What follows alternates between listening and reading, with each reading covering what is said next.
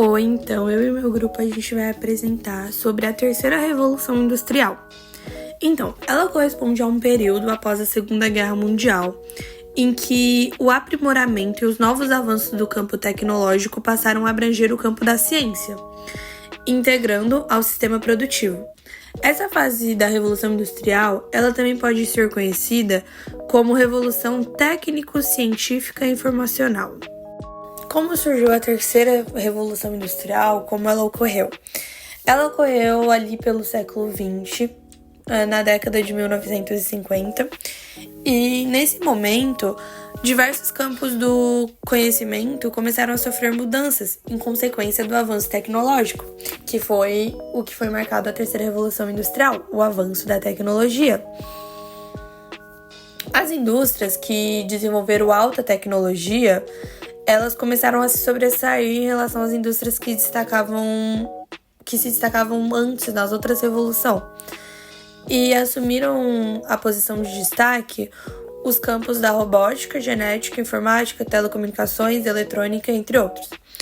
O objetivo principal era produzir mais em menos tempo, empregando tecnologias avançadas e qualificando a mão de obra que assumiu a liderança em todas as etapas de produção, comercialização e gestão das empresas envolvidas na fabricação e comércio dos bens produzidos. Outro aspecto da transformação, evolução, ao longo da Revolução Industrial, da terceira, está ligado à questão espacial entre o campo e a cidade, onde ocorreu uma intensa e grande mecanização dos meios rurais e o desenvolvimento de técnicas e mecanismos agrícolas, onde propiciaram um grande desemprego nesse meio, o que contribuiu para a intensificação do êxodo rural, ou seja, uma migração em massa da população do campo que passou para a cidade. O trabalho, tanto no meio urbano quanto no meio rural, ele passou a ser exigido muito mais em qualificação técnica, quem era melhor ganhava, uma vez que a operação das novas tecnologias exigia determinados conhecimentos específicos e que não podiam ser realizados por um profissional que não possuía uma determinada formação. Tinha que ter uma formação específica para te trabalhar naquela área específica, sabe? E esse contexto, ele contribui para a emergência da contradição, o aumento do número de empregos e o aumento do número de desempregados, uma vez que a massa de trabalhadores que não conseguia se adequar às novas condições de trabalho não alcançava oportunidades. Aí, como resultado disso tudo, há um grande crescimento na geração de emprego nos setores informais, onde não há leis e direitos trabalhistas, tendo em vista que esse setor ele se caracteriza pela desregulamentação e pela ausência de uma hierarquia organizada de trabalho. O resultado e a caracterização de diversos problemas, dentre eles, a pirataria, bastante comum nos países subdesenvolvidos ao final do século XX e ao início do século XXI. Bom, agora falando sobre os países da terceira revolução industrial, que antes limitava-se à Europa Ocidental, rompeu barreiras, alcançando países como o Japão, Estados Unidos e a Alemanha, espalhando-se pelo mundo todo.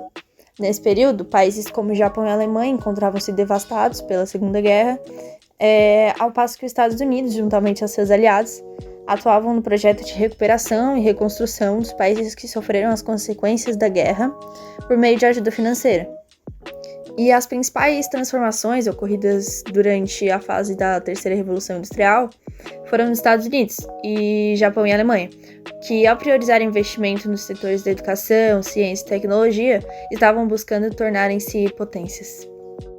As principais invenções dessa fase da Revolução Industrial foram o computador eletrônico, em 1947, aperfeiçoado em 1990, quando foi criado o computador pessoal. O aparelho portátil, em 1973, pela Motorola, sendo aperfeiçoado posteriormente.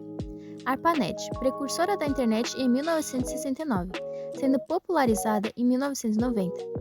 Foguete de longo alcance. A energia atômica passou a ser utilizada. As mudanças nas relações sociais. A terceira revolução industrial impactou não somente o campo industrial e científico, como também as relações sociais, e as relações entre o homem e o meio. As novas tecnologias permitiram transmitir as informações mais rapidamente, o que reduziu o tempo de interação entre as pessoas. O desenvolvimento do conhecimento reduziu o tempo e a distância. A conexão entre as pessoas se tornou instantânea.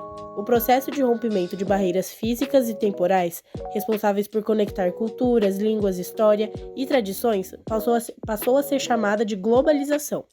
Então, as principais consequências da terceira revolução industriais podem ser vistas não só no campo produtivo, com o invento de máquinas, o melhoramento delas nas indústrias, mas também com a utilização da robótica, obviamente, porque ela diversificou e ampliou a produção, diminuindo os custos e no campo social.